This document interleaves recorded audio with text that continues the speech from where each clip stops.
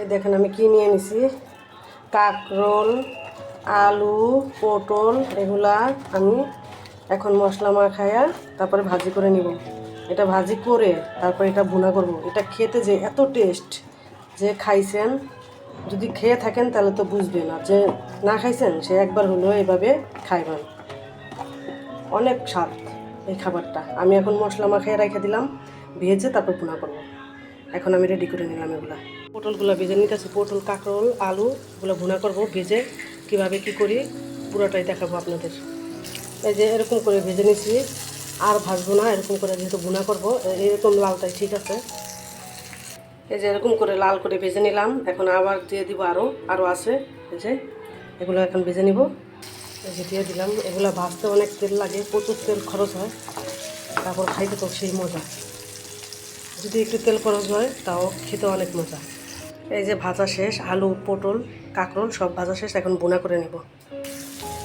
পেঁয়াজটা আগে একটু লাল করে নিই, তারপর ময় মশলা কী কী লাগে সব দিয়ে দেবো একে একে।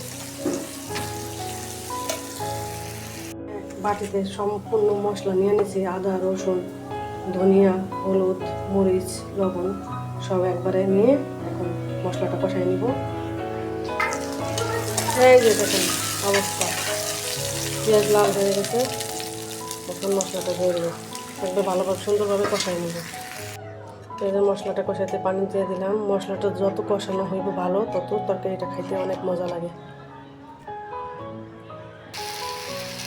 দেখেন মশলাটা কত সুন্দরভাবে কষানো হয়ে গেছে। এখন আমরা পটল, আলু, কাঁকরোল দিয়ে দেব। তা মানুষ যতই ভালো হোক, 10 জন মানুষের মন রক্ষা করে চলা খুব কষ্টকর।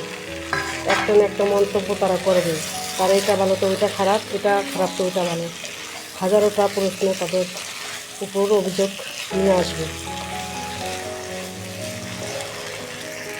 এই যে দেখেন জিরা ভাজা দিয়ে দিতেছি, তরকারিটা হয়ে আসছে, মাখা মাখা একদম শুকাই ফেলবো, আর একটু শুকাবো, তাহলে একদম মাখা মাখা হয়ে যাবে। যেহেতু আলু আছে, এই আছে, কেমন হয়েছে আমার তরকারিটা, কালারটা।